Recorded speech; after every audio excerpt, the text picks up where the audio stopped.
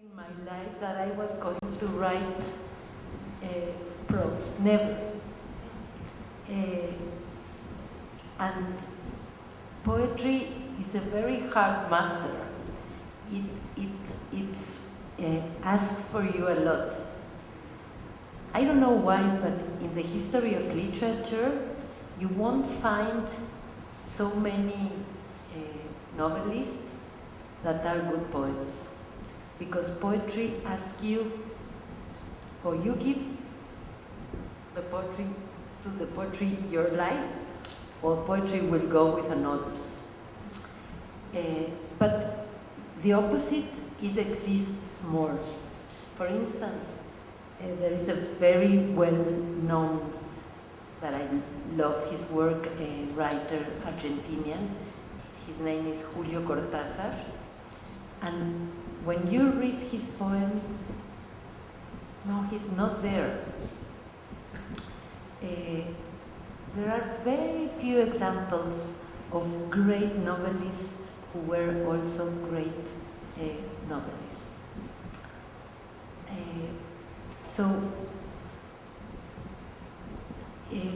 I don't know, I think poetry makes you like using a part of your brain and not so much the other. I don't know, but I always said I will never write a novel. Not because it's not my interest. I read a lot of novels, but it's because I was sure that I was not able to do that. So, in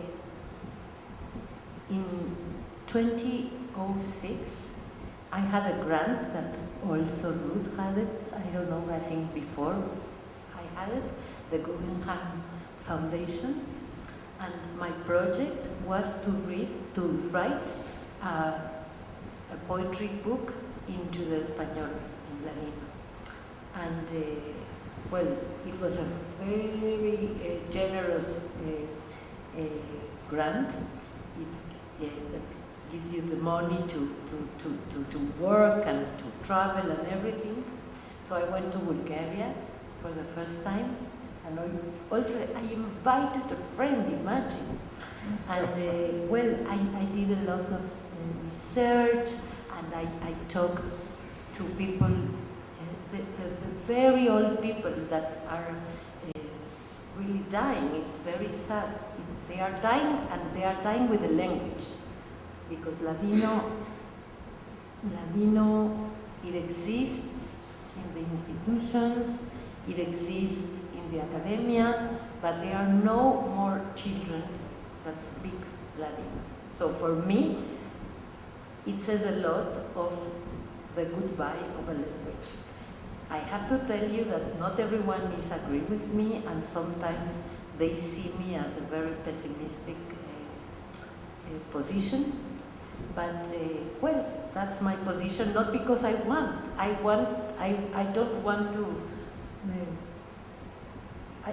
I would like to be in a mistake myself. But how can I believe that a language would live if anyone speaks it for communication, okay? And they always answer me, but that is a story of the Hebrew. It's true, the Hebrew was not a language that was spoken, and in the 48, when the state of Israel was created, it was the official language, and to have a homeland, make that Hebrew with so fast and creative way, had a great literature. They have Nobel Prizes immediately. And well, maybe in the future, I don't know, it will be a land for the Ladino. Oh, I would be so happy. The Ladino is, for me, part of my character, part of my blood. In Yom Kippur, when the, ¿cómo se dice ayuno? When the fasting was at the end of the day, in our house, they prepare a bread with orange and sugar called pan dishpan. Pan dishpan, who wants pan dishpan? Take the pan dishpan. When I started interesting myself in the Ladino, I understood that pan dishpan, it's bread from Spain. I never heard that when I was a little girl. So my education also was in a silent way. The pan dishpan educated me as well, without knowing that. No? I regret that I didn't make an academic life like Ruth says in her case. I do regret it because I would have like two different canals, no, of work. But my life was different, and well, I have the journalism that I still work in that, in television, in the radio, in the newspapers, and I also teach, really like that, poetry, sometimes to writers, in workshops, and well, I wrote a novel also like this. I don't know if it's a novel, but it is a book that had, for my surprise, a good angel. Now it's translated to several languages. The very new one is, they just wrote me that are going to publish it in France. It is also in English, in French, in Italian, in Spain. There is a very beautiful edition in Argentina. And what else? I don't know what else. That what I am, my most profound essence. It is so close to my work with words, and I wouldn't be the person I am without the loss of my parents and with the gift of the words. And Judaism and words are always very related. Thank you very much, Myriam. And the novel that she wrote, it is a novel, but it is much more than a novel. Also. Okay, let's. We have 10 minutes. Let's jump to the third topic. How do you see yourself as part of the Sephardic diaspora, and what's the place in your life of this memory of the expulsion from Spain? Well, I'm thinking about it all the time. Right now I'm writing a new novel with 4 characters and 4 historical periods. And one of them is in 1492, at the time of the expulsion. So I'm thinking about the expulsion quite a lot at this moment. And then another character is in Turkey in 1923, another character is in Cuba in 1961, and another character is in Miami in 2003. And they're all going to connect at the end of the story. So anyway, so I'm thinking a lot about it. I think, you know, the idea of expulsion, to come back to what Myriam says, is similar to the idea of immigration. In some ways, the Sefardí were the first, or maybe not the first, but an early group of people to be deported. We can think of the expulsion as a kind of deportation. So definitely it's historical, it's 500 years ago, but it's also very contemporary. We know of so many people that are deported or lose their homelands for different reasons. And so I think the Sephardic story is both a very particular and unique story, but also in many ways a universal story, and a very relevant and timely story, sadly, even today. So I think that's something that I keep in mind, that I think of the Sephardic story as part of a bigger story. So I think that's one part of it. And also, you know, this question of being an immigrant, of suffering from displacement, of searching for home, which is also a theme in Myriam's work. It's been a theme in all of my work both as an anthropologist and now as a creative writer and poet. The theme of losing home and searching for home, and what is home and where is home? Is home anywhere but in language, you know, in words? You know, is that where home is? Is that one of the things that we learn as Sefardí, that our home is in this Ladino that we're now losing? As Myriam says, we're losing it and it's being revitalized in certain ways, but then we're also losing it as an everyday spoken language. But this language is one of the things that makes us Sephardic. I mean, it's one of the reasons that Spain, you know, at least for a time, had the law of return, which now the deadline has ended for returning to Spain, but they had this law of return. And one of the reasons that they thought Sephardim were eligible for that return to Spain was because we kept the language. We kept, you know, an old Spanish and added many other languages into it through our various migrations, but we kept this Spanish, and that was one of the things that made us belong in Spain to this day. So I think language is so important. Words and writing is so important to me and to so many of us in this community. And I think the other part of it, and we also have it up here, is music. The music is crucially important. I listen to Sephardic songs all the time, and here is Stephanie, Sophia, Shafia, and every time you sing, it reminds me of my grandparents when you sang Bendigamos last night. You know, this I heard growing up. You know, I heard the music. So the music is one of the ways that I connected from a very early age and continue to connect to the songs, the music, the oud. You know, my grandmother played the oud, and so all of that, you know, it still emotionally just has such a strong effect on me when I hear the songs.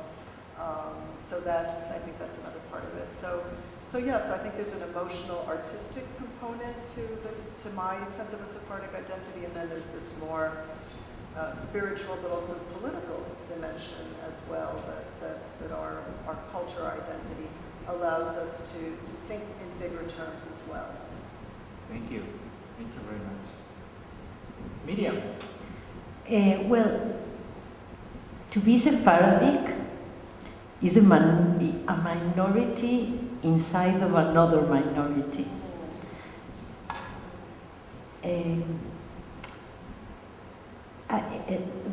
The Hebrew school where I studied was mixed, but it was such a big difference between the number of Ashkenazim and Sephardi. Absolutely.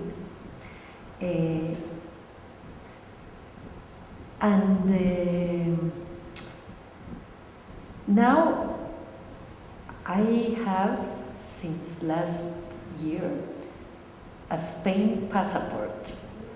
And it was so emotional for me. But listen, I made that 23andMe, the genetic thing, and I just received the results. I opened it, and the first thing I read, it was 98% or something like that, Ashkenazi Jew. No, I said, my curls are going to be straight now. But no, don't laugh, because I think as the the minority is so strong that even in 23andMe they don't distinguish the difference.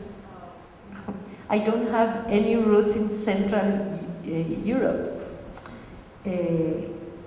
But what was very impressed for me, that I was like, I don't have to say that because they are going to take out my passport and I don't want, 1% from Spain and about 28% from Sicilia, Italy. It's incredible. There was another community that was called Romaniotes, and they were in Greece, in the island in Corfu. They had their own language that disappeared. They were close to the Torah, but not to the Talmud. They had their own ways of thinking, and I think I come from Romaniotes now. So, you know what? It doesn't matter, because what you are is what your memory is. And my memory is absolutely Sephardic. So, if someone from the government in Spain will take my passport off, I will tell him so much things that even he doesn't know about Spain, that he will give me back his passport. Thank you very much. Let's give a huge applause to Myriam and Ruth.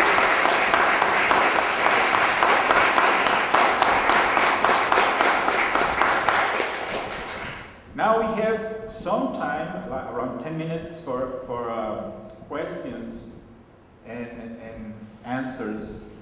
So, do we have questions from this beautiful and exciting audience?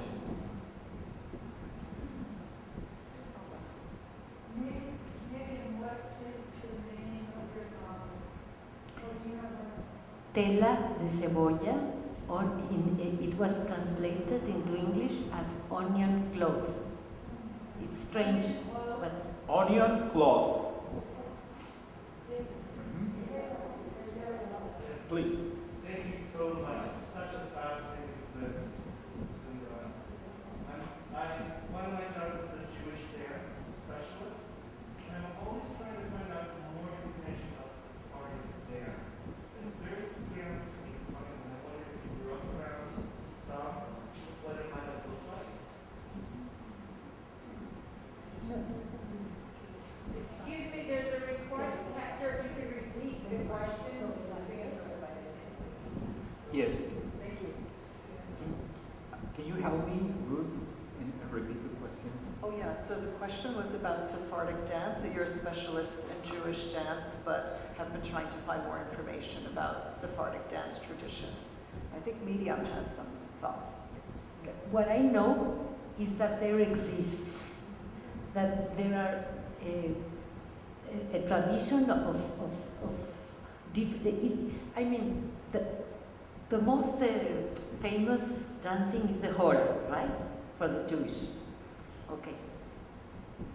The dressing, the music, the rhythm make that dances in the Sephardic tradition is different. It's absolutely natural. But, well, I can't help you a lot because I don't have that particular information, but it exists. One resource might be a friend of mine who lives in South Florida. Her name is Myriam, also Myriam Eli, E-L-I, and she has studied Middle Eastern dance and done a lot of research on Sephardic dance. She's a dancer herself, so you can just look her up, Myriam, also M-Y-R-A-I-M, Eli, E-L-I, and she might have some information, and her partner is an oud player, and so she frequently dances while he plays the oud. So that might give you some ideas as well. Ruth, please. Hi, Ruth. Your novels, what percentage would you say are Christian versus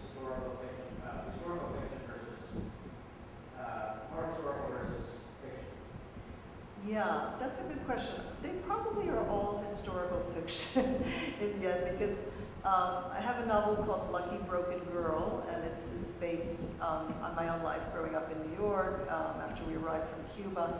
And in a sense, that's historical fiction because it takes place in the 60s, which is long ago for many, especially for children who are reading the book, who tell them it takes place in 1966, and to them that could be, you know, the year 1492. So that's kind of historical fiction also. And then another novel I wrote, Letters from Cuba, takes place in 1938, and that one is based on my maternal grandmother's story. She was a Polish-Jewish immigrant to Cuba and met up with her father, my great-grandfather, to help bring the family over to the island from Poland.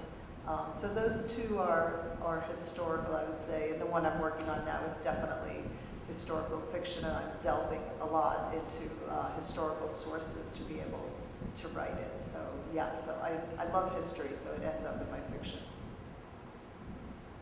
Myriam, do you want to talk about this? About your novel? History? Historical fiction? Fact?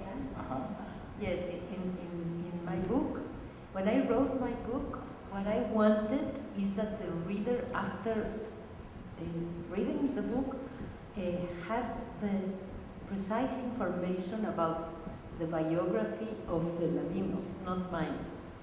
But I didn't have another way to speak about the Ladino without my own history. So the main thing is the history of the Ladino, but it is like that with the history of my family. Okay, thank you. Okay, another question? Yes. I have a question for Myriam. I'm curious about the Sephardic, well, the Jewish community in general in Mexico City today. I understand the Sephardim are the minority. What is the dynamic between the Ashkenazim and the Sephardim? And also, is there a different relationship with non-Jewish people between the Sephardim and the non-Jewish Mexican people because of the shared language? Well, the Sephardic community in Mexico starts getting smaller. It was always the smallest one. I mean, the Ashkenazi one, the other community, Shami, that comes from Syria, and Halevi that comes from Aleppo, also in Syria, but they are always fighting. It's incredible. And then the Sephardic. I was telling Ruth that there was a synagogue so beautiful. That is the synagogue of my childhood in the center of Mexico, Colonia Roma, that it was a copy of the synagogue of Bulgaria. It's beautiful, but I don't know, the community decided to make a bigger synagogue, and it is like not in the center of the city. I will tell you the truth, I am not so related to the community. Sometimes I feel strange because, I don't know, their cultural touch with the Ladino is getting lost, and I feel uncomfortable. The other part of your question is what is happening with people like that wants to be Jewish and they are not. No. La relación de los Sefardí con los mexicanos. Ah, yeah. No. As you know, all of the Jewish communities in the world. We have such an incredible solidarity, incredible. You know, in the earthquake in 2017, I lost my house because I was in a part of the city that the building, it was terrible. Okay, and a man that didn't even know me told me, go and live in an apartment I have for no money. I left there for without money for 9 months, and the solidarity between the community is very strong, but also the community has many programs to help people outside of the community. Yes, and I admire that very strong. It's very important, and I feel with all those stories is when I feel really part of it. But when you know, the community in Mexico is not as the community in the United States. It's a community, well, it has changed, but it used to be a rich community, and like the money is the goal of everything. And well, now it's different, the times have changed. There are a lot of needs between Jewish people also. And there is a sports center that is huge and wonderful and has been like the center for all the mixture of all the communities. But again, times have changed. Now people, instead of going to the Deportivo, they go to private ones, and life is changing. What's your take, Ruth, the same question in New York? Not in Mexico City, but in New York. The Jewish community in New York? Well, I haven't lived in New York for many, many years. You know, I've been living in Michigan for 30 years. But my parents, I can say this, my parents have been very active in the Sephardic Jewish Center in Queens, in Forest Hills. It's where we got married. And what has been so painful is that the rabbi, who we knew very well, Rabbi Moscano, died a little over a year ago. And he was really a wonderful connection because he spoke Ladino. He was from Morocco. So he didn't speak Spanish per se, but he spoke Ladino, and he spoke to my parents, and he spoke to us, and it was very, very special. So there is this wonderful Sephardic community that now is being revitalized by a new, younger generation. So I don't know if that's where your question was going, but that there is this very important community in New York that I'm familiar with. And in fact, now during the pandemic, the Sephardic Brotherhood of New York has had a very, very lively series of talks and lectures, and I mean all kinds of wonderful educational programs. Thank you. Thank you very much.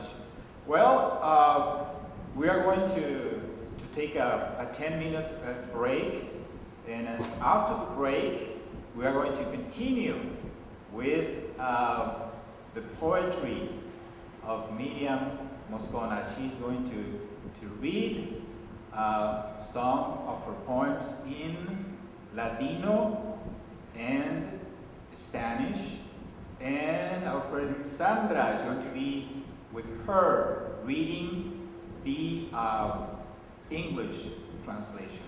So thank you very much, and let's give again a cheer for Myriam and Ruth.